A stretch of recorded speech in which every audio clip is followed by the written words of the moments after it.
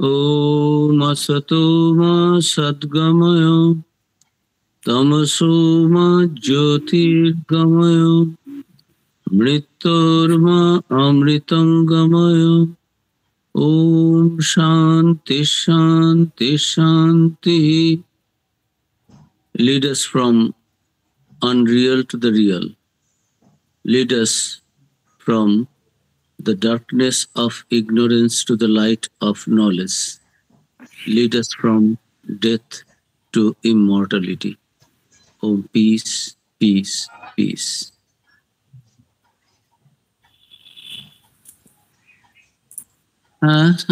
সবাইকে অনেক অনেক শুভেচ্ছা, নমস্কার। আমরা আবার একত্রিত হয়েছি অপূর্ব সুন্দর গ্রন্থ বিবেক চূড়ামণি শঙ্করাচার্যের। সেটা আমরা 3 নম্বর মন্ত্র পর্যন্ত গিয়েছিলাম। দুর্লভম ত্রয়মবয়তৎ দেবানুগ্রহ হেতুকম মনুষ্যত্বং মুমুক্ষুত্বম মহাপুরুষ সংশ্রয়। ওয়ান্ডারফুল। এর আগের স্তোত্রটাও খুব সুন্দর রয়েছে যে জন্তুনাং নরজন্ম দুর্লভম অত পুংস্তং তত বিপ্রতা। শঙ্করাচার্য বলছেন এই মন্ত্রগুলো দিয়ে যে এত সুন্দর এই যে দুর্লভ মনুষ্য জন্ম, তার থেকেও মনুষ্য জন্মের মধ্যে আবার পুরুষ দেহ, তার থেকেও আবার ভালো দুর্লভ ব্রাহ্মণ শরীর। ব্রাহ্মণ শরীর আমরা যেন এরকম না ভাবি যে ওই যার ঘরে জন্মেছি সেটা ওই সেই ব্রাহ্মণ হয়ে গেলাম, আমার বাবা ব্রাহ্মণ থেকে আমি ব্রাহ্মণ, তা ঠিক নয়। আমার জীবন চর্যাটাও ব্রাহ্মণের মতো হলে তাহলে আমি ব্রাহ্মণ হব। তবে ব্রাহ্মণের আমার বাবা মা যে ব্রাহ্মণ, তারা ব্রাহ্মণ মানে যারা সৎ চিন্তা করছেন।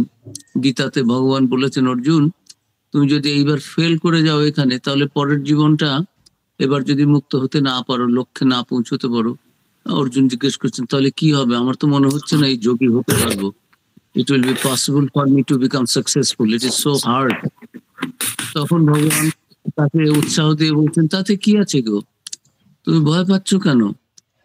যদি এই জীবনে লক্ষ্যে নাই পৌঁছতে পারো, মুক্তি লাভ নাই করতে পারো, তাহলে হবে কি? শুচিনাং শ্রীমতাং গেহে যোগভ্রষ্ট বিজয়তে। আমাদের এই যে ঠাকুর বলেছেন ঈশ্বর কোটি 6 জন বলেছেন, 6 জনই তথাকথিত কায়স্থ বংশে, ক্ষত্রিয় বংশে জন্ম।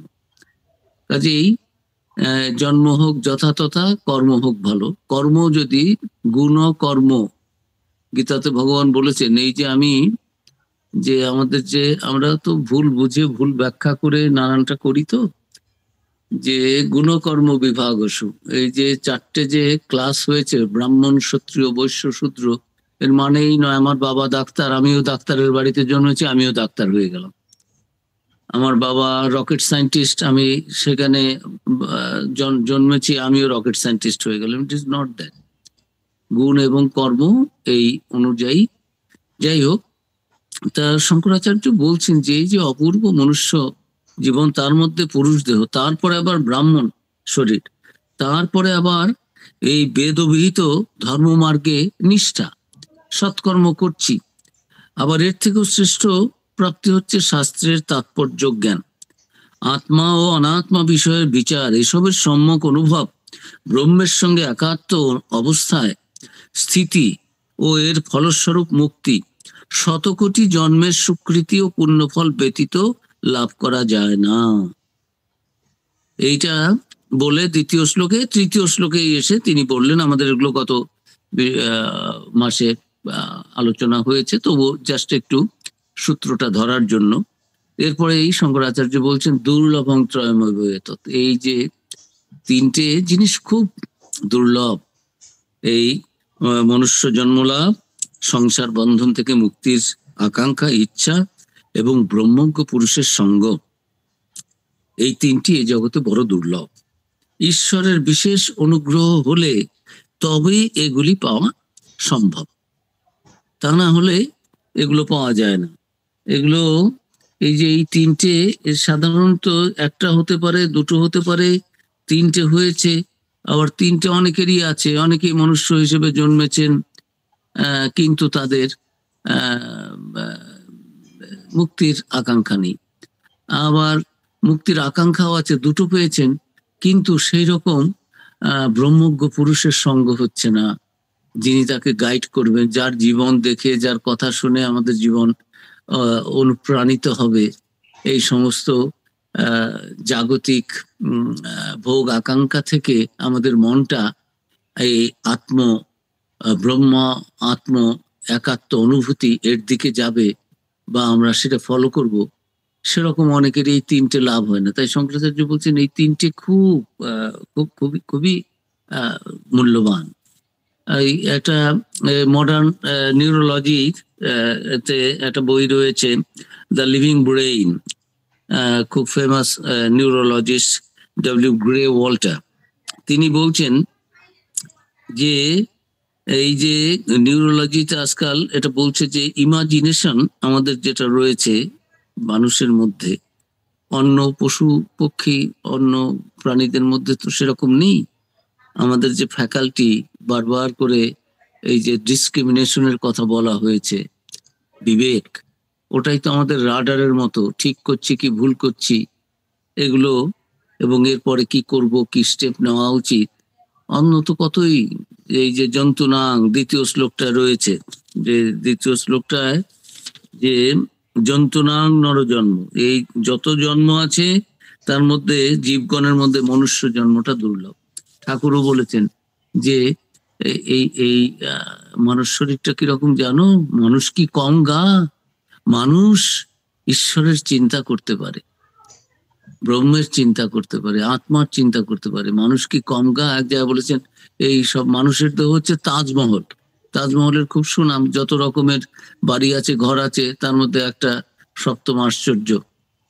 এই মানুষের শরীরও একটা আশ্চর্য জিনিস, অন্য পশুদের সঙ্গে তুলনা করে হাতি এত বড়, হোয়েল তিমি মাছগুলো এত বড়, বাঘ সিংহগুলোর এত শক্তি, কিন্তু মানুষের সে তুলনায় শারীরিকভাবে কতটুকু কি আছে, কিন্তু এমন একটা ব্রেইন, এমন একটা তার মধ্যে বিবেক একটা দিয়েছে, ডিসক্রিমিনেশন, এই যে ইমাজিনেশন, এই একটা retention, power of retention of memory, মনে রেখে সেই মতো বিচার করে কোনটা ভালো কোনটা মন্দ, এই এই এগুলো শুধু মানুষের মধ্যেই আছে। শ্রীরামকৃষ্ণ খুব এই ব্যাপারে করেছেন। ওই নিউরোলজিস্ট তার বইতে লিখেছেন, thus the mechanisms of the brain reveal a deep physiological division between man and ape. The nearest creature to us, the chimpanzee, cannot retain an image long enough to reflect on it, however clever it may be in learning tricks or getting food that is placed beyond its natural reach. তো এরকম শিম্পাঞ্জিরা খুব বুদ্ধিমান, তাদের সঙ্গে অনেক সময় বুদ্ধিতে আমরাও পারি না, মনে হয় যে একটা ঠগিয়ে নিয়ে গেল। The brain of a lion, tiger, rhinoceros and other powerful animals also lacks the mechanism of imagination, or we should not be here to discuss this matter. আমরা না হলে এগুলো নিয়ে চিন্তা করতাম। পশুদের খাওয়া দাওয়া, ঘুম, আহার, নিদ্রা, মৈথুন আর ভয়, এই চারটে আছে, এই আমাদেরও চাই এই চারটে আছে, কিন্তু এই যে অতিরিক্ত একটা ডিসক্রিমিনেটিভ ফ্যাকাল্টি রয়েছে, ভালো মন্দের একটা বিচার এটা রয়েছে। বহু মানুষ অকাজ কুকাজ করছে সমাজে, আমরা দেখতে পাচ্ছি সারা বিশ্বে রয়েছে, কিন্তু তার প্রতিবাদ করার জন্য মানুষ, বিবেকশীল মানুষ তো রয়েছে, তো সেটা তো অস্বীকার করা যাবে না। তা সেই জন্যই ওই তিনি বলছেন যে they cannot envisage changes in their environment, কাজেই তারা যেটা পায় এনভায়রনমেন্টে সেটাই তারা অ্যাকসেপ্ট করে নেয়। অন্যান্য জীব যতই শক্তিশালী হোক, অন্যভাবে বুদ্ধিমান হোক, মানুষের এই বিবেক, বুদ্ধির সঙ্গে বিবেক, ইমাজিনেশন, এই জিনিসগুলো অন্য প্রাণীদের নেই। কাজে এটা খুব মনুষ্য জীবনটা খুব মূল্যবান। স্বামীজি তার রাজযোগে একটা সেকেন্ড চ্যাপ্টারে রয়েছে the steps, the first steps, সেখানে স্বামীজি বলছেন, কমপ্লিট ওয়ার্কস এর ফার্স্ট ভলিউমে রয়েছে রাজযোগ, সেখানে this human body is the greatest body in the universe, and a human being is the greatest being. Man is higher than all animals, than all angels, None is greater than man. Even the devas, gods, will have to come down again and attain to salvation through a human body. Man alone attains to perfection, not even the devas.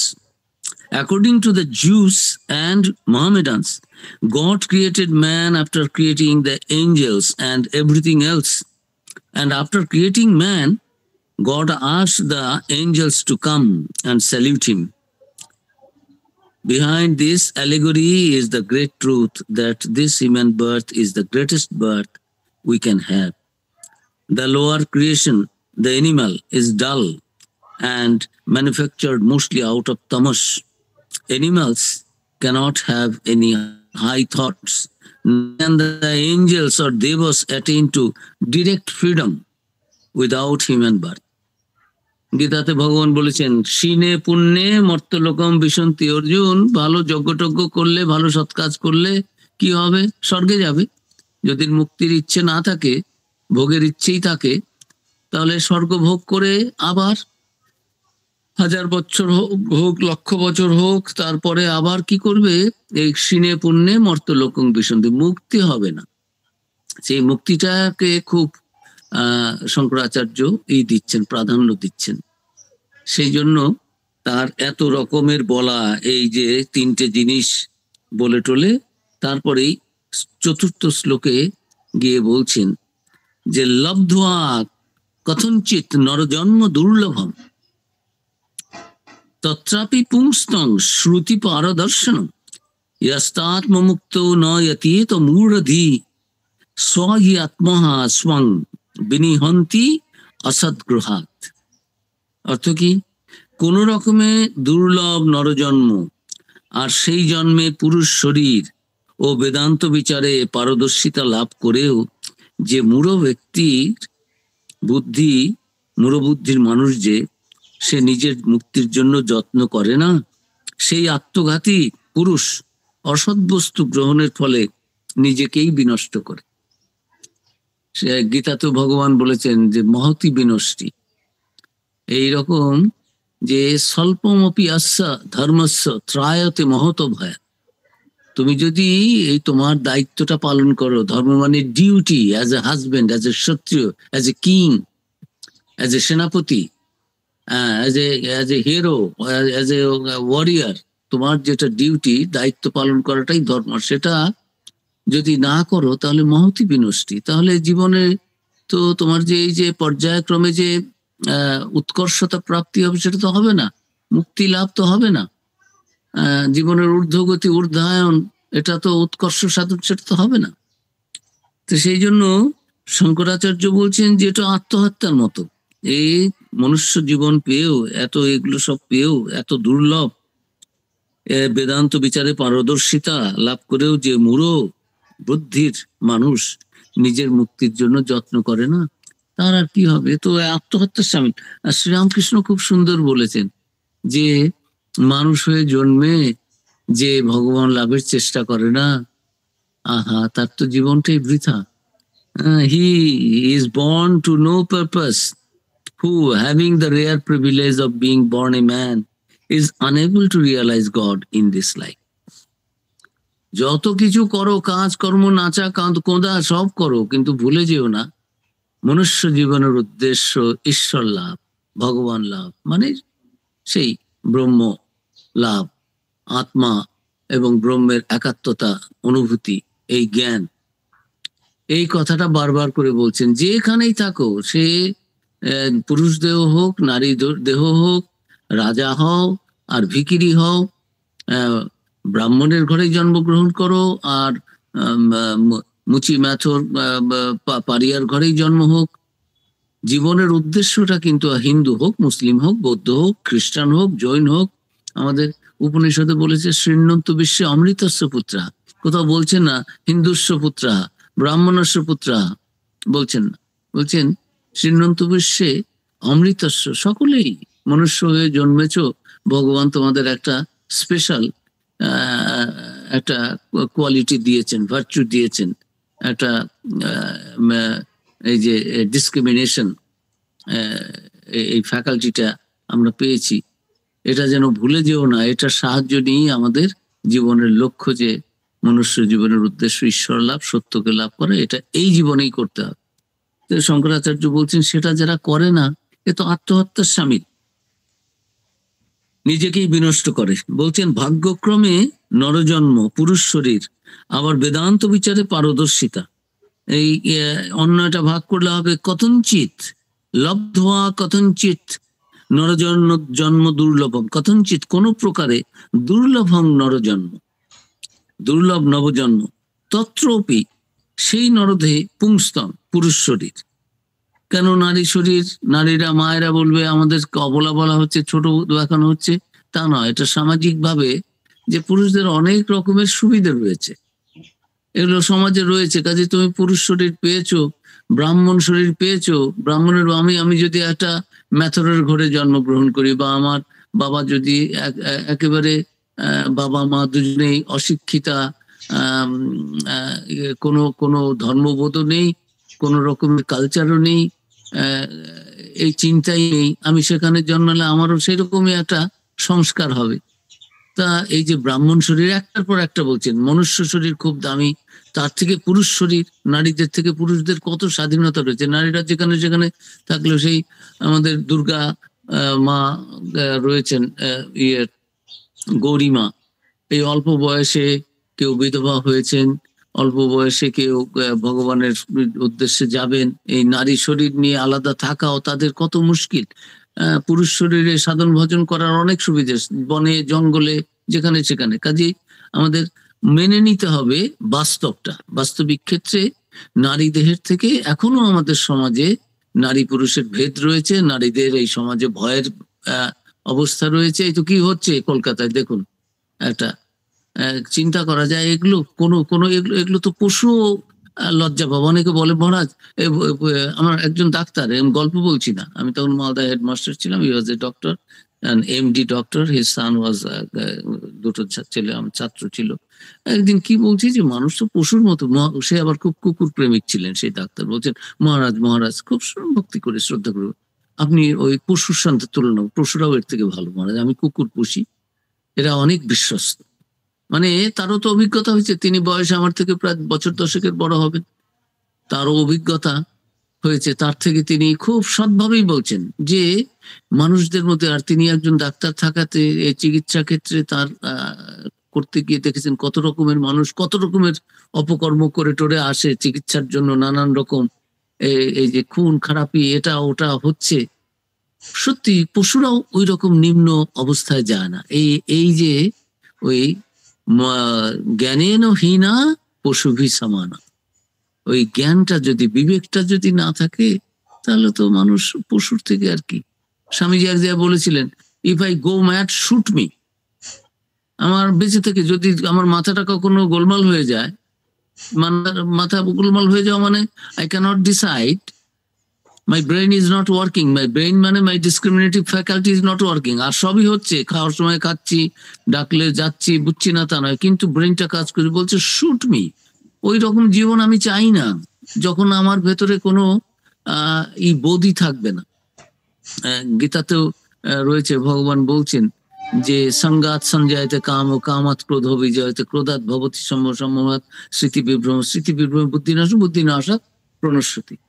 এই গীতাতে ভগবান বলছেন যদি বুদ্ধিটাই যদি নাশ হয়ে যায়, বিবেকটাই যদি চলে যায়, তাহলে তার থেকে তো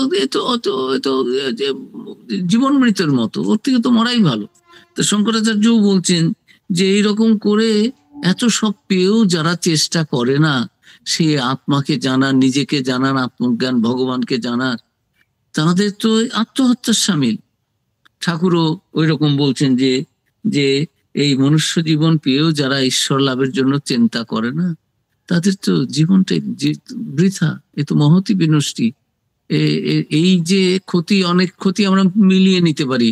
ছোট ক্ষতি হয়েছে, গাড়ি অ্যাক্সিডেন্ট হয়েছে, একটু যাও, তা ছেলের বা মেয়ের বা প্যাসেঞ্জার, তাদের তো কিছু হয়নি, মন খারাপ করো না, ও 200, 500, 1000 টাকা, লক্ষ টাকা না, গাড়িটা পুরোই গেছে, শরীর তো রয়েছে, টাকা অনেক আসবে। কিন্তু সেই রকম যে যদি বুদ্ধিটি চলে যায়, বিবেকটি চলে যায়, তাহলে আর সেই রকম জীবনের আর কি দাম আছে?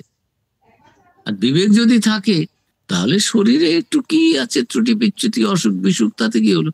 ওই অষ্টাবক্রের গল্প আছে, তিনি যখন ইয়েতে রাজার ইয়েতে ঢুকছেন সভাতে, তখন সবাই হি হি করে করছে, 8 রকমের বাঁকানো তার শরীর ওই রকম। তা তখন বলছেন এই চামার গুলো এখানে আপনার সভাসদ করে রেখেছেন। চামার মানে যাদের শরীরটা চামড়া দিয়ে, আমাদের শরীরটা চামড়া দিয়ে আচ্ছাদিত। তা এই চামার বললাম, হ্যাঁ আপনি চামার বললেন কেন? এরা সব কত জ্ঞানী গুণী পণ্ডিত। বলছে কি ব্যাপার, শরীরটাই দেখছে, আমি তো এই শরীর নই। তার ওই ডিফর্মিটি দেখে তারা এমন অষ্টবক্র 8 রকমের ভাবে বাঁকা। হ্যাঁ, কি চিন্তা করা যায় সেই শরীরটার কি অবস্থা? তিনি যখন ঢুকছেন তার সেই শরীরের অংশ থেকে হি হি করে উঠেছে সবাই। আর তিনিও বললেন যে আপনার এই সবাই তো সব চামাররা এসে বসেছে, মানে শরীরটা চামড়া দিয়ে ঢাকা। তো যাই হোক, তো এই মনুষ্য জীবন পেয়েও যারা চেষ্টা করে না যে এত কিছু ভগবান দিয়েছেন, এটা আমি জানিও, আলোচনাও করছি। এই যে পণ্ডিত ঠাকুর বলছেন, অনেক পণ্ডিত দেখি আসে, যখন দেখি পণ্ডিত ওই খালি শ্লোক ঝাড়ে, বাংলা তো ঠাকুর ভালো করে বলতে পারতেন না, পণ্ডিত খুব শ্লোক ঝাড়ে, কিন্তু যখন দেখি বিবেক বৈরাগ্য নেই, হ্যাঁ, তখন মনে হয় যে একেবারে খড়কুটোর মতো মনে হয়, কোনো সম্মান দিতে ইচ্ছে না। নাহলে ঠাকুর কত সম্মান দিতেন, এবং গীতা কোট করে বলেছেন, গীতায় ভগবান বলেছেন যে ওই বিভূতি যোগে যেখানে একটুও শক্তি দেখতে পাচ্ছ, সেটা জানবে আমার শক্তিরই প্রকাশ, আমার শক্তিতেই শক্তিমান।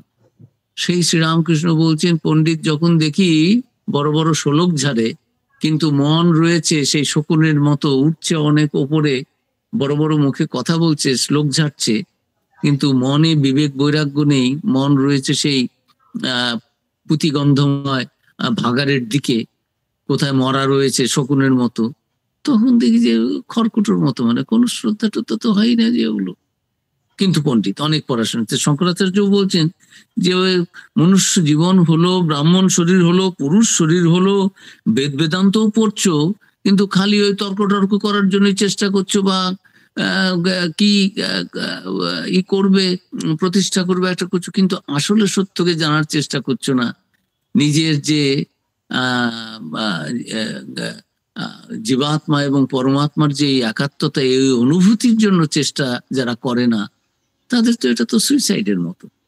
সেই জন্য জ্যোতি নির্বোধ ব্যক্তি, পুরুষ শরীর বেদান্ত বিচারে পারদর্শিতা লাভ করেও যে নিজের মুক্তির জন্য যত্ন করে না, সে তো নির্বোধ। আর উপনিষদে রয়েছে যে নয় মহাত্মার প্রবচনের লভ্য, ও অনেক বড় বড় শ্লোক ঝাড়তে পারো, পণ্ডিত হতে পারো, কিন্তু তুমি কিন্তু সেই আত্মতত্ত্বে তুমি কিন্তু এখনো প্রতিষ্ঠিত হওনি, সেই আত্মজ্ঞান তোমার এখনো লাভ হয়নি বা হবে না।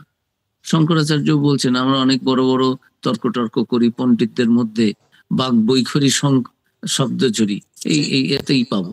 হ্যাঁ, ওগুলো হয় কি একটু ইন্টেলেকচুয়াল, বেশ একটু এই হলো, এন্টারটেনমেন্ট হলো, ইন্টেলেকচুয়াল এন্টারটেনমেন্ট, একটু আনন্দ হলো, কিন্তু ওর দ্বারা মুক্তি হবে না। এখানেও তিনি বলছেন যে যতই এটা ওটা কাজকর্ম করো, এর পরের শ্লোকে বলবেন যে যদি সত্যি সত্যি আত্মজ্ঞান লাভের চেষ্টা না করো, তাহলে ওই যত বড় বড় কর্মই করো সেগুলো কিছু হবে না। ঠাকুর বলতেন, পথিপরকে পণ্ডিত ভয়, জ্ঞানী না ভয়।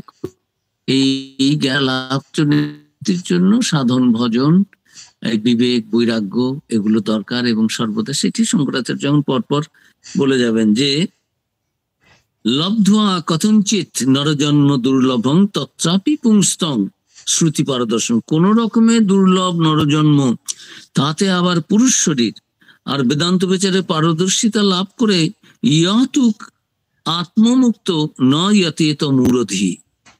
যে নিজের মুক্তির জন্য যত্ন করছে না, সে তো স্থূল বুদ্ধি, নির্বোধ, বোকা।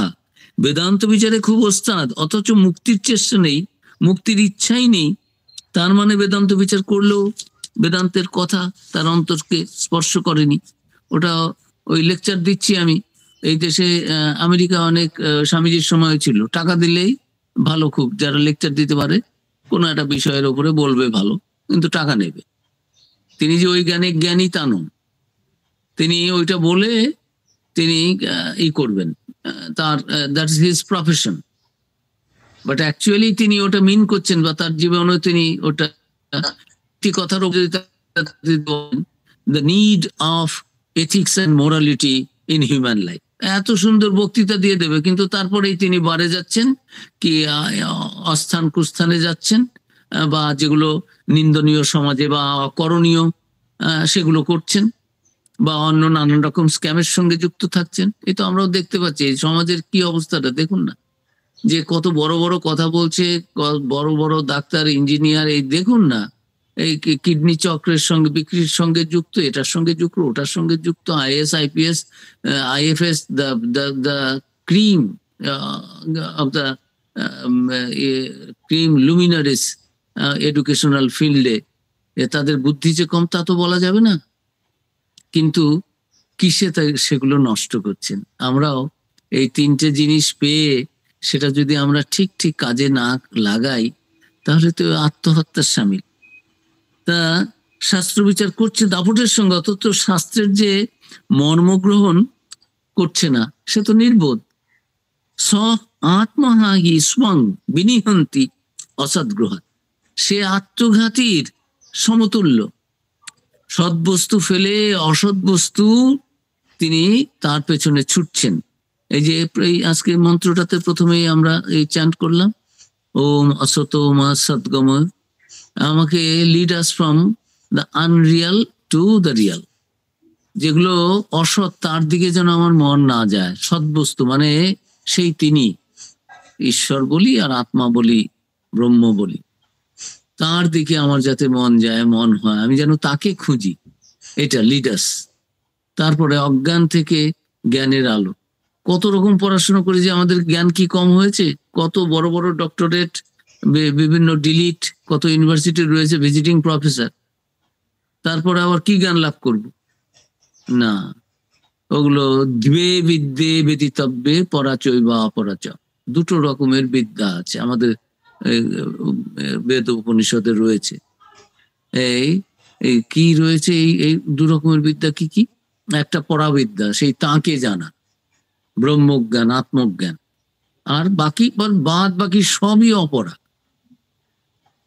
দুটো ভাগ, একটা হচ্ছে সেই আত্মজ্ঞান, ব্রহ্মজ্ঞান, বাদ বাকি যত ডাক্তারি, ইঞ্জিনিয়ারিং, এই বুদ্ধি সে বুদ্ধি, আইএস আইএফএস, এই পণ্ডিত, লেকচার, গীতা পাঠ, চণ্ডী পাঠ, বেদ মুখস্থ করে বলে দেওয়া, এগুলো সব হচ্ছে অপরাবিদ্যা।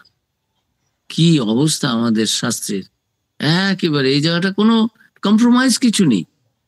না আমি বেদ চণ্ডী পড়ি, কত বড় বড় আমি বেদ সম্পর্কে পড়তে পারো, সেটা জীবনে যদি তুমি রূপায়িত না করো, what you study, what you lecture, if those ideas and aims are not practiced in your own life, then what is the mere lecturing?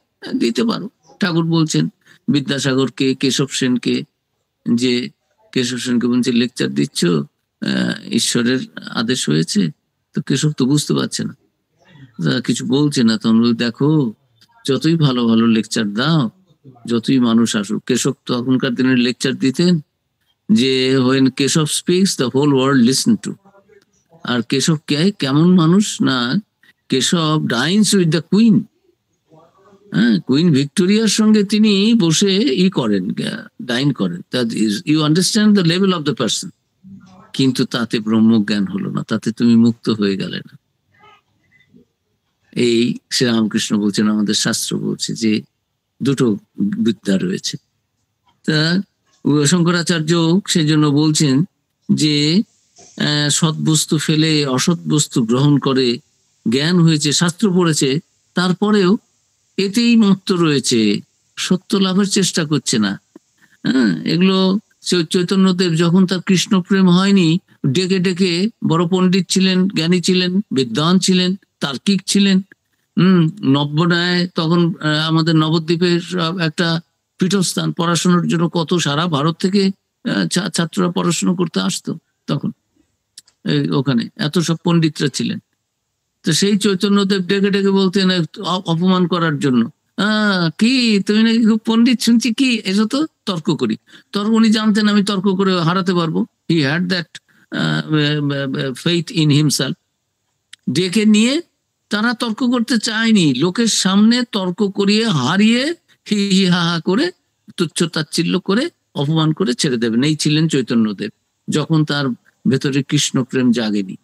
আর যখন তিনি কৃষ্ণ প্রেমে মত্ত হয়ে গেলেন, তখন নিজের যে সমস্ত লিখেছিলেন সেগুলো ফেলে দিয়ে দিলেন, যে না, ওগুলো আর পাবলিশ করতে হবে না, আর একজন নেটটাই পাবলিশড হোক, তারই নাম হোক, সুনাম হোক। তখন মাটিতে গড়াগড়ি যাচ্ছেন। তৃণাদপি শুনিচেন, তরুরপি সহিষ্ণু না। তৃণের থেকেও হামলার দেন দা গ্রাস, হামলেস্ট অ্যান্ড ফরবিয়ারেন্স। গাছগুলো কত সহ্য করে যায়, তার থেকেও সহিষ্ণু। চৈতন্যদেবের এই শিক্ষা অষ্টমে রয়েছে। নিজেই বলছেন জীবনের কিরকম পরিবর্তন হয় মানুষের ভগবানের নাম নিলে। এর নাম হচ্ছে সাধনা। একটা হচ্ছে সাধন ভজন করার আগের অবস্থা, আর একটা হচ্ছে সাধন ভজন করলে, ঈশ্বরকে জানলে, ঈশ্বরের প্রেমে একবার পড়ে গেলে, আত্মজ্ঞান ব্রহ্মজ্ঞানের আকাঙ্ক্ষা মন একবার মেতে গেলে, তখন এইরকম একটা অবস্থা হয়, মনের অবস্থা, যে না, না হং তুহু তুহু, আর কাউকে ছোট করা নয়। এই যে সকলের মধ্যে নিজেকে দেখা, সেই ব্রহ্মকে দেখা, সেই আত্মাকে দেখা, নিজের মধ্যে সবাইকে দেখা, মানে সেই পরম বস্তুকে দর্শন, এইসব। তাই শঙ্করাচার্য বলছেন যে না হলে এই বড় বড় কথা, তর্ক বিতর্ক, অত পাণ্ডিত্য, এগুলোর কোনো দামই নেই, তো আত্মহত্যার মতো। ঈশ্বপনিষদে আছে আমাদের, যারা আত্মার সন্ধান করে না সেই আত্মহন জানা। শরীর গেলে যারা এই মনুষ্য জীবন পেয়েও আত্মজ্ঞান লাভের, ব্রহ্মজ্ঞান লাভের, সত্য লাভের জন্য চেষ্টা করে না, তারা তো ওই আত্মহত্যার সামিল, তাদের আত্মহনজনা। তাদের শরীর গেলে অন্ধকারাচ্ছন্ন তমসা আবৃত লোকে যায়। এখানেও সেই কথাই বলছে শঙ্করাচার্য, সেই কথাগুলোই মনে করিয়ে দিচ্ছেন। খুব এমনি মনে হতে পারে রূঢ় ভাষা, কিন্তু এরা তো আচার্য, তাদের তো সত্য বলতে হবে, সত্য সবসময় করাই হয়। আমাদের মনে না লাগতে পারে, কিন্তু তারা তো আচার্যরা তো আর কম্প্রোমাইজ করে কথা বলবেন না। এর পরের শ্লোকে রয়েছে 5 নম্বর শ্লোক। ইত কন্যস্তি মূঢ়াত্মা ইয়স্তু স্বার্থে প্রমাদ্যতি দুর্লভং মানুষং দেহং প্রাপ্য তত্রাপি পৌরুষং। দুর্লভ মানুষ দেহ, তার উপর আবার পুরুষ শরীর পেয়েও যে নিজের স্বার্থ বুঝতে ভুল করে বসে, তার থেকে বেশি নির্বোধ আর কে আছে? মানে এই সমস্ত শ্লোকের মধ্য দিয়ে প্রতিষ্ঠা করছেন যে আমরা কত ভাগ্যবান, ঈশ্বরের কৃপায় এই মনুষ্য জীবন হয়েছে, তারপরে ভগবানকে জানার ইচ্ছে হয়েছে, আবার একজন সৎ গুরু পুরুষ, ব্রহ্মজ্ঞ পুরুষ, তার সঙ্গ হয়েছে। এই 3টে হওয়ার পরেও যদি আমরা চেষ্টা না করি, শুধু পাণ্ডিত্যেই ভুলে থাকি, তাহলে কিন্তু হবে না, তাহলে সে মূঢ়। এই দুর্লভং মানুষং দেহ, যে ব্যক্তি এই দুর্লভ মনুষ্য দেহ, তত্রপি, তাতে আবার পৌরুষং, পুরুষ শরীর, প্রাপ্যতু স্বার্থে প্রমাদ্যতি, পেয়েও স্বার্থ বুঝতে ভুল করে বসে। নিজের কোনটা স্বার্থ, মানে আমার কোনটা ভালো হবে। আমরা ভাবছি জাগতিক জিনিস পেলেই ভালো হলো। খুব ঠকিয়ে দিলে আমার একজনকে, কারো কাছ থেকে ঠকিয়ে, এই যে স্ক্যাম গুলো হচ্ছে, যারা ভ্রষ্টাচারের সঙ্গে যুক্ত, কত বড় বড় স্ক্যামে শত শত কোটি টাকা, এরা ভাবছে খুব ঠকিয়ে দিলাম। আমাদের উপনিষদে রয়েছে সা চাতুরি চাতুরি, সেই বুদ্ধিটাই হচ্ছে বুদ্ধি, যে বুদ্ধি দিয়ে আত্মজ্ঞান, আত্মতত্ত্ব লাভ করা যায়, তাকে জানা যায়। আর বাকি সবই ওগুলো মানে ধূর্ততা, ওটা দিয়ে না ইহকালে না পরকালে ভালো হয়। তা আমরা ধূর্তামিটাকেই ভাবি যে আমি দারুণ জ্ঞানী, দারুণ বুদ্ধিমান, কতজনকে চিট করেছি, কতজনকে ঠকিয়েছি, কেউ আমাকে ধরতে পারছে না, এমন ভাবে মিথ্যে বলে যাচ্ছি, এমন ভাবে নিজেকে দেখাতে চাচ্ছি, এগুলোই আমরা বেশিরভাগ মনে করি। সাধন ভজন না থাকলে সাধারণ মানুষ এটাই করবে। তো শঙ্করাচার্য সেটাই বলছেন যে সাধন করনা চাহিয়ে, ভজন করনা চাহিয়ে, মনোয়া ভজন, মীরাবাইয়ের কথা রয়েছে। তো শঙ্করাচার্য ওটাই বলছেন যে এগুলো সব পেয়েও যে চেষ্টা করে না সত্যকে জানার, সাধন ভজন করে না, তার থেকে নির্বোধ আর কে আছে? মানুষ হয়ে জন্মেছ, পুরুষের শরীর পেয়েছ, কিন্তু বিষয়ের পেছনে ছুটে বেড়াচ্ছ, নিজের ভালো বোঝো না। এ তো অতি নির্বোধের মতো কাজ। ইত কনু অস্তি মূঢ়াত্মা ইয়ক্তু স্বার্থে প্রমাদ্যতি। এর থেকে বেশি আর কে নির্বোধ আছে যে নিজের স্বার্থ বুঝতে ভুল করে? আমরা বলি পাগলেও নিজের ভালোটা বোঝে, এ তাও বোঝে না। তা শঙ্করাচার্য বলছেন যে নিজের স্বার্থটা যে বোঝে না সে তো নির্বোধ, তার আবার কি বোধ আছে? দুর্লভং মানুষং দেহং প্রাপ্য তত্রাপি পৌরুষং। দুর্লভ মানব জন্ম, তাতে আবার পুরুষ দেহ, সেটা পেয়েও যদি নিজের স্বার্থ বুঝতে কেউ ভুল করে, এর থেকে মূঢ় বুদ্ধি, জড় বুদ্ধি, ডাল হেডেড মানুষ আর কোথায় পাওয়া যাবে? বাস্তবিক আমরা সবাই তো নির্বোধের মতো আচরণ করছি। মানুষ হয়ে জন্মেছি, কোথায় আত্মজ্ঞানের লাভের চেষ্টা করব, না বিষয়ের পেছনে ছুটছি। সংসার সুখ সে তো ক্ষণিক, আর যদি সুখের মুখ দেখি তো কাল দুঃখ এসে আমায় পেয়ে বসবে। এই সুখ দুঃখের দোলায় দুলে আমার কোন স্বার্থ সিদ্ধি হবে? কিছুই হবে না, শুধু সংসারের আবর্তে পড়ে নাকানি চোকানি খাবো।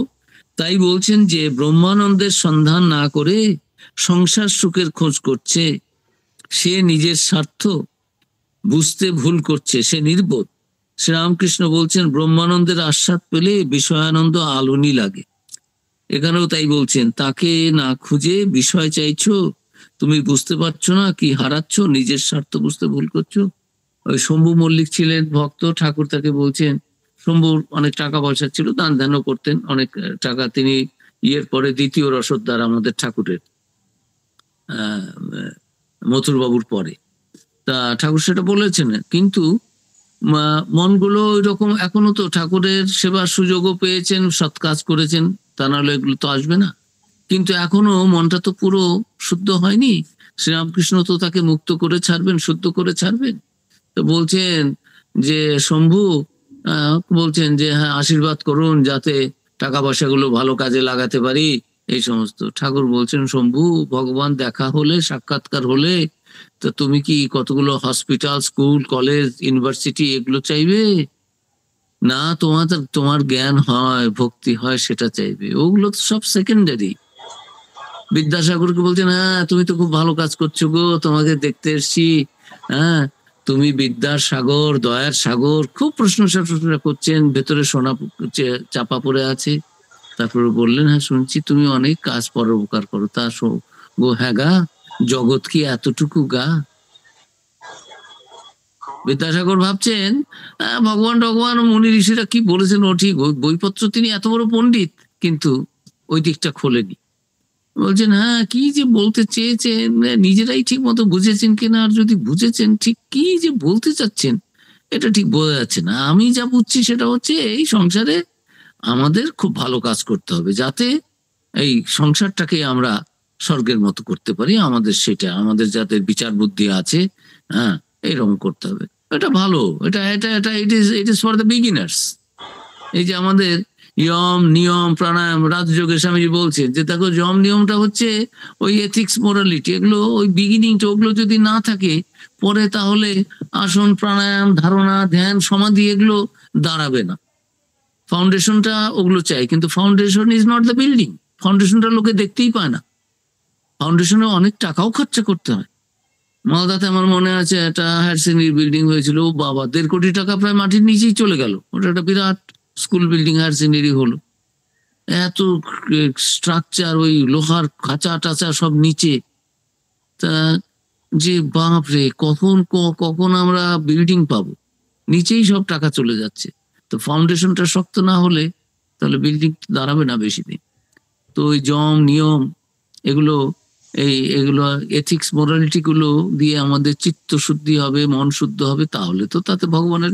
আচার্য শঙ্করের পরেই বলবেন যে কর্ম ভালো ভালো করো, কিন্তু শুধু কর্ম করলেই কিন্তু হবে না, সেটাও এর পরের মন্ত্রে তিনি এগুলো বলবেন। তো যাই হোক, এর পরের মন্ত্র তিনি বলছেন বদন্তু শাস্ত্রাণি, 6 নম্বর মন্ত্র, জয়ন্তু দেবান কুর্বন্তু কর্মাণি ভজন্তু দেবতা আত্মৈক্য বোধেন বিনাপি মুক্তি না সিদ্ধতি ব্রহ্ম শতান্তরে অপি। কি বদন্তু শাস্ত্রাণী, শাস্ত্রের কথা বলতে পারে, বাদানুবাদ করতে পারে। একটু আগেই বলছিলাম, একই কথা বারবার করে বলছেন সব শ্লোকগুলোর মধ্য দিয়ে। দেবান যজন্তু, দেবতাদের তুষ্ট করার জন্য যজ্ঞ করতে পারে। এগুলো সবাই পারি না আমরা। আমাদের ওই দুর্গাপূজার সময় পূজারির খুব দাম। হ্যাঁ, কে কে পুজো ভালো জানে, দুর্গাপুজো, কালী পুজো, সরস্বতী পুজোর সময় পুরোহিতদের খুব চাহিদা। আর যিনি মন্ত্র বেশি করে বলতে টলতে পারবেন তার একটু দক্ষিণাও বেশি হবে, ভালো। আমরা ভাবি বাহ, খুব ভালো করেছেন, একেবারে নানান রকম কতবার মন্ত্র করেছেন একেবারে, সে আমরা ওগুলো দিয়ে ভাবি। তাই এটাও একটা বিদ্যা। সবাই তো বলছে না, এগুলোও তো জানতে যারা করে, সে এগুলো একটা বিদ্যা, খুব ভালো।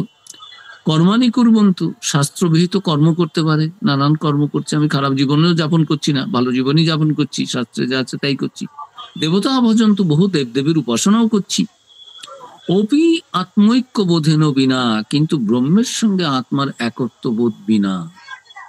ব্রহ্ম এবং আত্মা, এই দুটো আত্মৈক্য বোধেন বিনা, ব্রহ্ম শতান্তরে অপি, 100 ব্রহ্মার আয়ুষ্কালেও, মানে ব্রহ্মার আয়ুষ্কাল মানে আমাদের থেকে যে কত হাজার লক্ষ কোটি গুণ বেশি, তো সেটা দিয়েও মুক্তি ন সিদ্ধতি, মুক্তি লাভ হবে না। আচার্য শঙ্কর বলছেন, সেই চরপট পঞ্জরিকায় বলেছেন, কলিতে গঙ্গা সাগরে গমনম ব্রত পরিপালনম অথবা দানম জ্ঞানবিহীনে মুক্তির ন ভবতি জন্মসাথে। এগুলো যতই করো, গঙ্গাসাগরে স্নান করো, তারপরে দান ধ্যান করো, এই যে শম্ভু মল্লিক বলছিলেন আশীর্বাদ করুন যাতে টাকা পয়সাগুলো ভালো কাজে লাগাতে পারি। হ্যাঁ, ঠাকুর বলছেন তুমি কি কতগুলো ভগবান দেখা দিলে, জ্ঞান ভক্তি চাইবে, মুক্তি চাইবে, ভক্তি চাইবে না এই হাসপাতাল ই করবে, এগুলো করবে। চুরি হয়েছে রাধা গোবিন্দর মন্দিরে, তখন মথুর বাবু আর ঠাকুর দেখতে গেছেন, সব গয়না টয়না নিয়ে গেছে। তা বলছেন, হ্যাঁ ঠাকুর তুমি এগুলো এটি করতে পারলে না, রক্ষা করতে পারলে না, নিজের অলংকার গুলো এটা কি করলে, গালাগালি দিচ্ছেন ঠাকুরকে। মথুর বাবু ওখানে দেখতে গেছেন সকালবেলা, আগের রাতে চুরি হয়ে গেছে। ঠাকুর বলে, চুপ করো তো, তোমার কাছে এগুলো খুব টাকা পয়সা। হ্যাঁ, যার সেই একটা গান রয়েছে, কত মণিমুক্ত পরে রয়েছে চিন্তামণির নাচ দুয়ারে, তোমার কাছে ওগুলো অনেক টাকা পয়সা, কতগুলো কমনি গয়নাগাটি করে দিয়েছো, ভাবছো যা গালাগালি করছো ঠাকুর। ঠাকুরের কাছে ওগুলো কি মাটির ঢালা। তোমার ওতে আনন্দ হয়ে যায়, তোমার ভালো, তুমি করে দিয়েছো, খুব ভালো। ভগবানকে গালি দিচ্ছ কেন, যে এগুলো তুমি রক্ষা করতে পারো না, নিজের জিনিস তোমাকে করে দিয়েছে, খুব যেন দামি জিনিস তুমি দিয়েছো, তোমার কাছে ওগুলো খুব দামি, তার কাছে কি। তা এই যে শ্রীরামকৃষ্ণের বোঝাটা মুহূর্তের মধ্যে, বাঘ দেখলেন, কেবল দেখলাম মায়ের বাহন। নিরঞ্জন তুরিয়ানন্দজি অনেকদিন আসেন না, কিরে আসিস না তুই, দেখা নেই, প্রথম প্রথম বারবার আসতে হয়, কি করছিলি, আসিস নি কেন, আমি তোর খোঁজ করছি। না ওই পড়ছিলাম, বেদান্ত পড়ছিলাম। বেদান্ত পড়ছিলি, বেদান্ত আবার অত বেশি পড়ার কি আছে, ব্রহ্ম সত্য জগৎ মিথ্যা, হয়ে গেল। এখন আমার কাছে আয়, আমাকে দেখে তো তোদের ভেতরটা জাগবে যে এমন মানুষও আছে। হ্যাঁ, একটা গান আছে না, এসেছে প্রাণের ঠাকুর দেখবি যদি আয় চলে, তার কি দু কাঁধে বিবেক ও বৈরাগ্য ঝুলে, এরকম গানটা রয়েছে না, বিবেক বৈরাগ্য। এ তো বই পড়ে হবে না রে বাবা, ও বেদান্ত ওই কচকচানি শুরু করবে তুমি, ও দিয়ে তুমি পণ্ডিত হবে, তুমি তো জ্ঞানী হবে না। পথি পরকে পণ্ডিত ভয় জ্ঞানী না ভয় কই, তুমি আমার কাছে এসো, আমি যেরকম বলি সেরকম সাধন ভজন করো, মনটাকে সেরকম তৈরি করো, আমাকে দেখে ইন্সপিরেশন পাবে। এগুলো মানে উদ্যোগ রাখছেন আর কি, বলছেন বারবার আসতে হয়, প্রথম প্রথম ইনস্ট্রাকশন নিতে হবে ঠাকুরের কাছ থেকে, তাহলে তো এরাই তো শ্রীরামকৃষ্ণের ভাবটা সমস্ত জগৎময়, এদের দেখেই তো মানুষ জানবে। তো শ্রীরামকৃষ্ণ এরকম জোর দিতেন সাধন ভজনের ওপরে, যে হ্যাঁ, যে গীতাতে অত কি পড়ার আছে, গীতা 10 বার গীতা বললে, গীতা তাগি তাগিতে, এই তো হ্যাঁ, এখন সাধন ভজন করো, যা বলা হয়েছে সেটা এই করো। কত রকম ভাবে বলেছেন যে ওই তত্ত্ব পাঠাতে হবে, ফর্দ পাঠিয়েছে, এই এই জিনিস পাঠাও, মেয়ের বাড়ি বিয়ে হয়েছে মেয়ের, এখন শ্বশুর বাড়িতে, মেয়ে শ্বশুর বাড়িতে 5 কেজি দই পাঠাতে হবে, 2টো শাড়ি পাঠাতে হবে, 3টে ধুতি পাঠাতে হবে, অমুকটা পাঠাতে হবে, ধমুকটা পাঠাতে হবে, সে ব্যাস কেনাকাটা হয়ে গেল। খালি ওটা দোকানে দোকানে ঘুরলে বা পকেটে রেখে দিলে হবে কি, ওটা নিয়ে যা যা কেনার কিনে তত্ত্ব পাঠিয়ে দাও, আর কাগজটা ডাস্টবিনে ছুঁড়ে ফেলে দাও। বেদ বেদান্ত নাইকো অন্ত একটা গানে আছে, যে এগুলোর দাম কতক্ষণ পর্যন্ত, এই উপনিষদে আছে। সেই অবস্থা লাভ হলে তত্র বেদ অবেদ ভবতি, বেদ অবেদ হয়ে যায়। বেদের আর কোনো, এত বেদ আমরা একেবারে মাথায় টেকিয়ে প্রণাম করছি, পুজো করছি, কিন্তু আমাদের শাস্ত্রে আবার আছে এই উপনিষদে যে যখন সেই ব্রহ্মজ্ঞান হয় তখন এই বেদ এর মূল্য কি আছে, বেদ অবেদ ভবতি, এর আর তখন দরকার নেই। এগুলো হচ্ছে ওই ইনস্ট্রাকশনটা নেওয়ার জন্য। এখন বসে যাও সাধন ভজনে। তা শঙ্করাচার্য এই সুন্দর করে বলছেন যে সবকিছুই তো করতে পারে, অনেকেই শাস্ত্র পাঠ করে, শাস্ত্র আলোচনা করতে পারে, দেবতাদের কৃপা লাভের জন্য যজ্ঞ করতে পারে, শাস্ত্রবিহিত কর্মের অনুষ্ঠান করতে পারে, বহু দেবদেবীর ও ভজনা করতে পারে, কিন্তু ব্রহ্মের সঙ্গে একাত্মতা ছাড়া শত ব্রহ্মার আয়ুষ্কালের মধ্যেও মুক্তি লাভ হবে না। বদন্তু শাস্ত্রাণী যজন্তু দেবান কুর্বন্তু কর্মাণি ভজন্তু দেবতা। এমন অনেকেই রয়েছেন, ব্রহ্মজ্ঞান না হলে মুক্তি হবে না, এই কথাটাই বলতে চাচ্ছেন, যে করো সবকিছু, কিন্তু ভুলে যেও না যে these are all means, these are not the goals of life. এমন অনেকেই আছেন যারা শাস্ত্র পাঠ করেন, শাস্ত্র বাক্য নিয়ে আলোচনা করেন, এতে বুদ্ধির চর্চা হয় ঠিকই, কিন্তু শাস্ত্রের মর্ম গ্রহণ না হলে ব্রহ্মজ্ঞান লাভের পথে এগোনো যায় না। যজন্তু দেবান, দেবানুগ্রহের জন্য যজ্ঞ করেন অনেকেই, কিন্তু এতে সেই সব যজ্ঞের নির্দিষ্ট ফল লাভ হতে পারে, তার বেশি কিছু হবে না। যজ্ঞ করলে কি হবে? এই যে বেদের কর্মকাণ্ড, যজ্ঞ করলে আমি স্বর্গ চাই, স্বর্গ যাব, যে লোকে যেতে চাই সেই লোকে যাব, আবার আমার পুণ্য কর্ম শেষ হলে আবার মর্তলোকং বিশন্তি, ক্ষীণে পুণ্যে মর্তলোকং বিশন্তি। মুক্তি তো তোমার হচ্ছে না, তো মুক্তিটার আগে চেষ্টা করতে, যতদিন মুক্তি না হচ্ছে দেবতা হলেও ভোগ করে আবার এই মনুষ্য শরীর, এই এই জগতে আসতে হবে, মনুষ্য শরীর ধারণ করে সাধন ভজন করে দেবতা হতে হবে, অথবা মুক্ত হতে হবে, অথবা পতিত হতে হবে। যেমন কর্ম করব তেমন ফল পাবো। সেটাই শঙ্করাচার্য বারবার করে এগুলো সব যে মনে করিয়ে দিচ্ছে। কুর্বন্ত কর্মাণি, বেদবিহিত কর্মের অনুষ্ঠান অনেকেই করেন, সকাম ভাবে করলে এর দ্বারা জাগতিক উন্নতি ও পুণ্য লাভ হয়। নিষ্কাম ভাবে করতে পারলে এতে চিত্তশুদ্ধি হতে পারে, কিন্তু ব্রহ্মজ্ঞান লাভের উপায় এটা নয়। ভজন্তু দেবতা, বহু দেবদেবীর ভজনা করলে ভক্তিভাব হয়তো জাগবে, কিন্তু জ্ঞান না হলে তো মুক্তি হবে না। জ্ঞান মানে নিজেকে ব্রহ্ম বলে জানা। আত্মৈক্য বোধেন বিনাপি মুক্তি না সিদ্ধতি ব্রহ্ম শতান্তরে অপি। ব্রহ্মের সঙ্গে একাত্মতার বোধ না হলে শত ব্রহ্মার আয়ুষ্কালের মধ্যেও মুক্তি হয় না। আমি ব্রহ্ম, যিনি অহম ব্রহ্মাস্মি, যিনি সর্বভূতের অন্তরাত্মা, তিনি আমারও আত্মা, এই উপলব্ধি না হলে, অর্থাৎ স্বরূপ জ্ঞান না হলে সংসার বন্ধন থেকে মুক্তি হয় না। একের পর এক কথা সাজিয়ে সাজিয়ে এইটাই প্রতিষ্ঠিত করার চেষ্টা করছেন যে এত অপূর্ব মনুষ্য জীবন পেয়েছো, তারপরে এই যে এই চর্চা আমরা করছি কেন? আমাদের একটু সত্যকে জানার ইচ্ছে হয়েছে। আমি ব্রহ্মজ্ঞানী না হতে পারি, আমি শঙ্করাচার্য না হতে পারি, আমি বিবেকানন্দ না হতে পারি, চৈতন্য রামকৃষ্ণ না হতে পারি আমরা, কিন্তু আমাদের মধ্যে তো একটু সৎজীবন যাপনের উচ্চ তত্ত্ব আহরণের, জ্ঞান লাভের একটা আকাঙ্ক্ষা তো জন্মেছে, যতটুকুই হোক। Difference is in it's intensity, একটু তো রয়েছে, সেই জন্যই তো আমরা এখানে। তো এটাও খুব দুর্লভ, দেবতার কৃপা ছাড়া হয় না। আবার আমাদের এই শাস্ত্রের ব্যাখ্যাও শুনছি, কারো কারো গুরু লাভ হয়েছে, আমরা ঠাকুরকেই গুরু বলে মনে করি। হ্যাঁ, ঠাকুরও বলতেন এই গুরু, বাবা, কর্তা, এগুলো শুনলে আমার গা শিউরে ওঠে, গায়ের কাঁটা দেয়। কে গুরু হতে পারে? গুরুর ব্রহ্মা, গুরুর বিষ্ণু, গুরুর দেব মহেশ্বর, ব্রহ্মানন্দম পরম সুগতম, কে গুরু হতে পারে? শঙ্করাচার্য সেই কি শ্লোকটা, দক্ষিণামূর্তি স্তোত্রে, সেখানে দক্ষিণামূর্তি মানে গুরু, সেখানে বলছেন বিশ্বং দর্পণ দৃশ্যমান নগরী তুল্যং নিজান্তর্গতম পশ্যন্নাত্মনি মায়া বহিরিব যদ্ভূতং যথা নিদ্রয়া ইয়া সাক্ষী কুরুতে প্রবোধ সময়ে স্বাত্মানমেবাদ্বয়ম তস্मै শ্রী গুরুমূর্তয়ে নমইদং শ্রী দক্ষিণা মূর্তয়ে। অপূর্ব সুন্দর স্তোত্র শঙ্করাচার্যের। এই স্তোত্র পাঠ করলে মনটা অন্য জায়গায় চলে যায়। কি অর্থ কি? যে না, বিশ্বং দর্পণ দৃশ্যমান নগরী। গুরু জানেন কে গুরু, কাকে প্রণাম করছি। কে গুরু?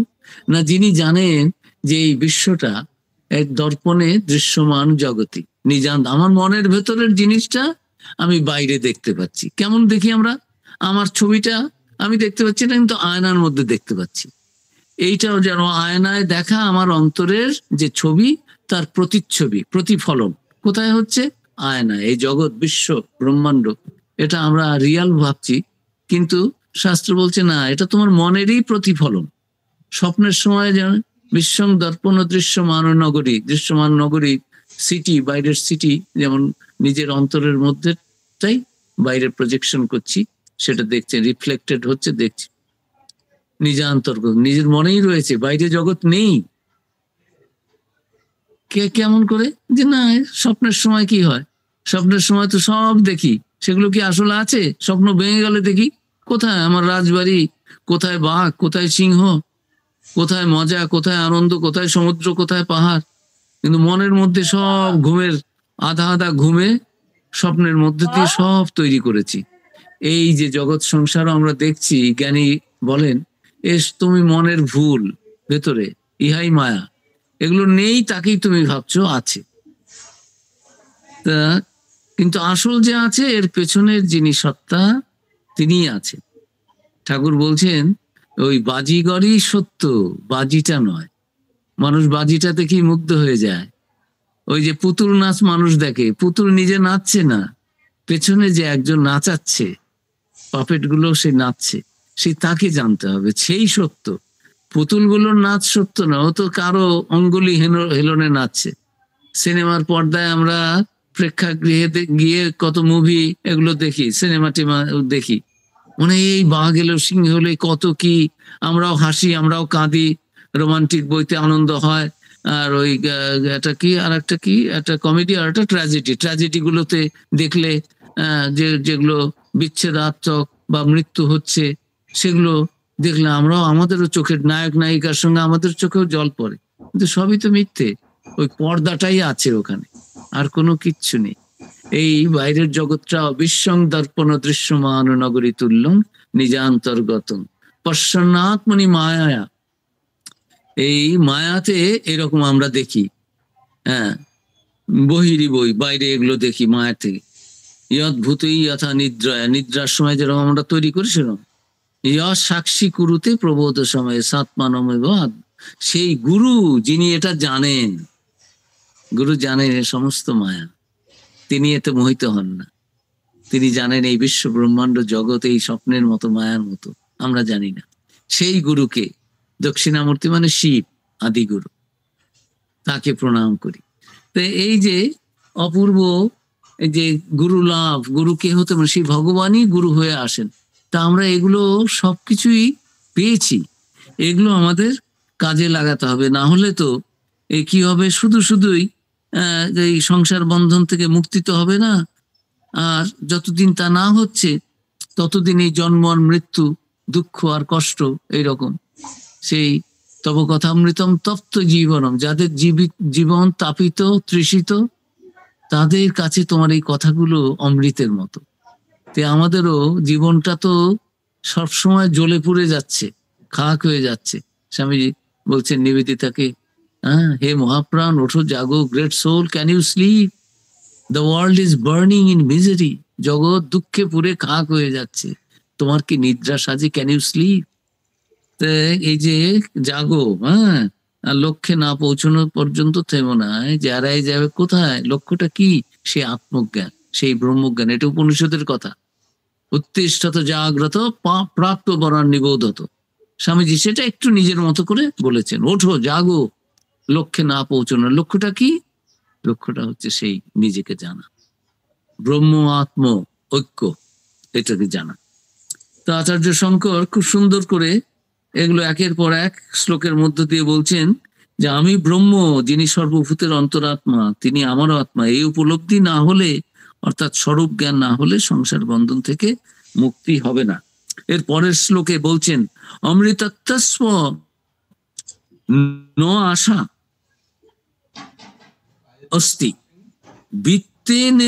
বিত্তেন ইতি এব হি শ্রুতিঃ অমৃতত্বস্য ন আশা অস্তি বিত্তেন ইতি এব হি শ্রুতিঃ ব্রবীতি কর্মণ মুক্তের হেতুত্বং স্ফুটং যতঃ।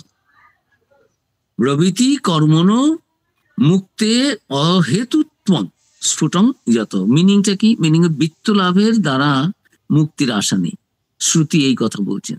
এই কথা থেকে এটাই স্পষ্ট হয় যে শ্রুতি কর্মকে মুক্তির কারণ হতে পারে বলে মনে করেন না। আমরা এই যে বিত্ত লাভ কি করে করি? নানান কর্ম করে করে একটু টাকা পয়সা পাওয়ার জন্য দিনের বিশ্রাম, রাতের ঘুম সব চলে যায়, আরো কিসে টাকা হবে, কত কিছু করে, কিন্তু ওই অর্থ, ওই সম্পদ আমার মুক্তি এনে দেবে না।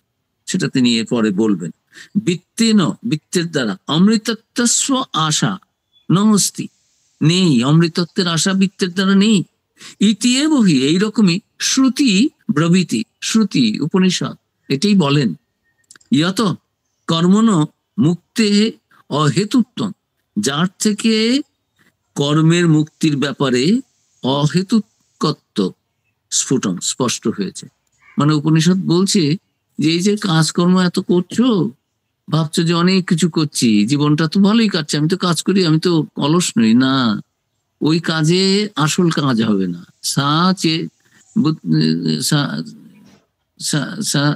কি বললাম যেটা, ওইটাই আসল বুদ্ধি।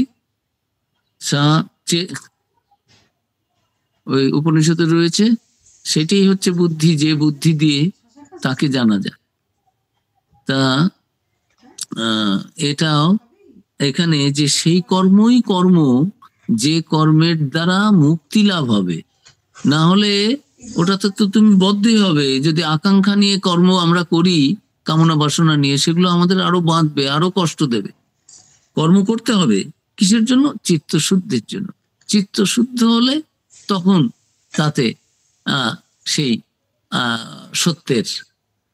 সত্য প্রতিফলিত হবেন, তাকে আমরা অনুভব করব। বলছেন অমৃতত্বস্য ন আশা অস্তি বিত্তেন ইতি এব হি শ্রুতি ব্রবীতি। শ্রুতি বলছেন বিত্ত অথবা ধন সম্পদের দ্বারা অমৃতত্বের আশা নেই। এখানে বৃহদারণ্যক উপনিষদের কথা এই লাইনটা বলছেন। সন্ন্যাস গ্রহণ করবেন বলে বৃহদারণ্যক উপনিষদে গল্প রয়েছে যে যাজ্ঞবল্ক্য, তার 2 স্ত্রী রয়েছেন, বললেন যে দেখো আমি এখন সন্ন্যাস নেব, সম্পূর্ণ আত্মনিমগ্ন থাকবো, সে আত্মরতি হব। এতদিন তোমরা ছিলে, সংসার ছিল, তোমাদের প্রতি আমার কর্তব্য ছিল, আমি গৃহস্থ স্বামী হিসেবে তোমাদের আমার পরিপালন করা, সেগুলো করেছি। এখন আমার এই যে ব্রহ্মচর্য, গার্হস্থ, বানপ্রস্থ, এখন আমার 4th stage, final stage of life, সন্ন্যাস। I am going to enjoy that. তোমরা তোমাদের এই সম্পত্তিগুলো বুঝে টুঝে নাও, এগুলো নিয়ে থাকো। তো এই সমস্ত ধনপূর্ণ সমস্ত পৃথিবী যদি আমার হয়, তাহলে কি আমি অমৃত? এটা মৈত্রী তখন বললেন যে 2 জন স্ত্রী, একজন কাত্যায়নী আর একজন মৈত্রী। কাত্যায়নীর ভোগের আকাঙ্ক্ষা ছিল, যে বিষয় ভোগ, কিন্তু মৈত্রী বলছেন যে আচ্ছা স্বামী, আপনি যে যাচ্ছেন আমাদের ছেড়ে, তো এই ধনপূর্ণ সমস্ত পৃথিবী যদি আমার হয়, আপনারা সব দিয়ে যাচ্ছেন বলছেন, তাতে কি আপনি অমৃতত্ব লাভের জন্য যাচ্ছেন, আমি পাবো সে অমৃতত্ব আমার হবে? যাজ্ঞবল্ক্য বললেন নো, অমৃতত্ব তু ন আশা অস্তি বিত্তেন ইতি। বিত্তের দ্বারা তো অমৃতত্বের কোনো আশা নেই। এই এতেও বাইবেলে জিসাস ক্রাইস্ট বলেছেন, you cannot worship both the mammon and God simultaneously together. দুজনকে একসঙ্গে। ঠাকুর বারবার কথামৃতে বলেছেন, যাহা কাম তাহা নেহি রাম, যাহা রাম তাহা নেহি কাম। যেখানে কামনা বাসনা থাকবে সেখানে ভগবান থাকবেন না। ভগবান বললেন এখনো কামনা বাসনা রয়েছে, ওগুলো নিয়ে আনন্দে থাকো না, আমাকে যখন ডাকবে তখন আমি ঠিক আসবে, এখনো সময় হয়নি। আর যাহা রাম তাহা নেই কাম, আর যেখানে ভগবান লাভ হয়ে গেছে, একবার ভগবানের ভক্তি লাভ হয়েছে, ভগবানের জ্ঞান হয়েছে, অনুভূতি হয়েছে, জগতের আর কোনো কিছু আর তার কাছে তাকে প্রলুব্ধ করতে পারবে না। ওই যে রয়েছে ইয়ং লব্ধা চা পরং লাভ মন্যতে নাধিকম তত, যা লাভ করলে জগতের আর কোনো কিছুই পাওয়ার আকাঙ্ক্ষা হয় না, আর কোনো কিছু পাওয়ার ইচ্ছেও যেমন নেই, আবার সব কিছু যা রয়েছে নিয়ে গেলেও মনে হয় না আমি কিছু হারালাম। পাওয়ারও ইচ্ছে নেই, হারানোরও কোনো ভয় নেই যাকে লাভ করলে। রবীন্দ্রনাথের পরশমণি কবিতায় রয়েছে যে সেই যে ধনে হইয়া ধনী মনিরে মানো না মনি, সেই যে ধন তুমি পেয়ে এরকম হয়েছো, আমাকেও একটু দাও, আমি সেটাই মাগছি, আমি সেটাই প্রার্থনা করছি। তা এই এই শ্লোকটায় বৃহদারণ্যক উপনিষদ থেকে উনি উদ্ধৃতি দিয়ে এটা বলেছেন যে বিত্তের দ্বারা অমৃতত্বের কোনো আশা নেই। অমৃতত্ব লাভ করতে হলে যেটা কি করতে হবে, এই সমস্ত থেকে মনটাকে তুলতে হবে, কোনো কিছু আকাঙ্ক্ষা থাকবে না। কাজ সব করে যাচ্ছি সংসারে, স্বামী আদর্শ স্বামী, আদর্শ স্ত্রী, আদর্শ কন্যা, কিন্তু নিষ্কাম ভাবে। এই ইয়েতেও রয়েছে না আমাদের গীতাতে ভগবান বলছেন কাজ করতে হবে অর্জুন। এই কোনটা কর্ম, কোনটা অকর্ম, কোনটা বিকর্ম, এগুলো খুব গহনা কর্মনা গতি, এগুলো জানতে হবে, খুব গভীর জিনিস, অত সহজ নয় অর্জুন। তুমি বলছো আমি সব ছেড়ে দিয়ে এখন বেরিয়ে যাচ্ছি, অত সহজে কাজ ছাড়া যায়? তুমি হাতের কাজ ছাড়লে কি হবে? মনে মনে কাজ চলবে। হ্যাঁ, ভগবান বলছেন যে সর্বেন্দ্রিয়ানি সংযম, কর্মেন্দ্রিয়ানি সংযম, সব কাজে কর্মেন্দ্রিয় গুলোকে আমি চোখ বন্ধ করে আছি, করছি না। আসতে মনসা স্মরণ, যে মনে মনে কোনো কিছু চিন্তা করছে, সে হয়তো তাকে বলে মানে ফ্রড। কর্মেন্দ্রিয়ানি সংযম আসতে মনসা স্মরণ, পরের লাইনটা হচ্ছে যে মিথ্যা আচারও সউচ্চতে, সে তো মিথ্যাচারী, সে তো কপট। আমি বসে ধ্যান করছি কিন্তু মন আমার রয়েছে নানান জগতে, বাইরে থেকে সবাই দেখছে বা মহারাজ তো খুব সুন্দর ধ্যান করছেন, একেবারে সব কর্ম ইন্দ্রিয় গুলোকে আমি করে রেখেছি নন ফাংশনাল, কিন্তু মন দিয়ে জগৎ ভোগ করছি, জাগতিক চিন্তা করছি। তো সেই রকম বলছেন যে কর্মগুলো বুঝতে হবে, কর্ম করতে হবে নিষ্কাম ভাবে। গীতাতে ভগবান আর এক জায়গায় বলছেন অহংকার ও বিমরা আত্মা কর্তা হমিতি মন্যতে, কাজ করতে হবে কিন্তু তোমার জন্য নয়। You are not the master Arjun, তোমার যুদ্ধ করতে হবে কিন্তু তুমি ভেবো না তুমি যুদ্ধ করছো, তুমি মারছো। You are the killer, you are the leader, you are the doer, you are the master, সেটা বলছেন। এই যে এইটা মানে কর্ম আমি করছি, আমিত্ব, এই যে এটা অহংকারটা তোমাকে ত্যাগ করতে হবে, তারপরে তুমি কর্ম করো, এবং সেগুলো করতেই হবে। কর্ম করেই তো আমাদের চিত্ত শুদ্ধ হবে। তো যাই হোক, সৎকর্ম করে, ভালো কর্ম করে। তা এইরকম যে আমি আমার এই দেহ সংক্রান্ত, এই দেহটাকে যতক্ষণ আমি ভাবছি ততক্ষণ দেহ সংক্রান্ত সব কিছুকে আমি আমার করে সংসারে জড়িয়ে পড়ছি।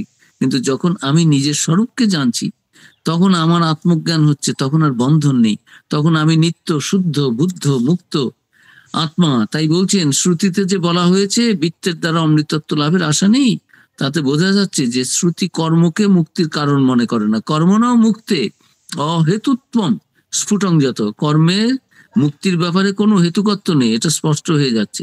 যত, যার থেকে, কিসের থেকে? শ্রুতির এই বাক্য অমৃতত্বস্য ন আশা অস্তি বিত্তেন থেকে। এটা বলছেন কারণ ধন সম্পদ লাভ করতে গেলে অনেক কর্মের মধ্যে দিয়ে যেতে হয়। কর্মের মধ্যে দিয়ে, কর্ম দ্বারা যদি মুক্তি হতো তাহলে ধন লাভ করলেও তো মুক্তি আসতে পারতো, কিন্তু শ্রুতি স্পষ্টই বলছেন তা হবার নয়। যে আমি কর্ম করে অনেক সম্পদ আহরণ করব তাহলে আমার মুক্তি হবে, তা হবে না। এবং কর্ম করে যদি আমি সৎভাবে সেটা উপার্জন করে, আমাদের শাস্ত্রে আছে যে সৎ পথে আয় করো, সৎ পথে ব্যয় করো। যদি উপার্জন করেছো, কথামৃতে মাস্টারমশাই জিজ্ঞেস করছে যে বেশি টাকা পেলে কি চাকরির সন্ধান কেউ করবে? আমি করব। ঠাকুর বলছেন কেন? যে না, সংসার পরিপালনের জন্য স্ত্রী বলছে আরো টাকা চাই। যে না, সংসার পরিপালনের জন্য যেটা দরকার সেটা করুক, কিন্তু তারপরেরটা যেটা করবে সেটা লোভ থেকে, সেটা তোমাকে বন্ধনে জড়াবে, সেটা নয়।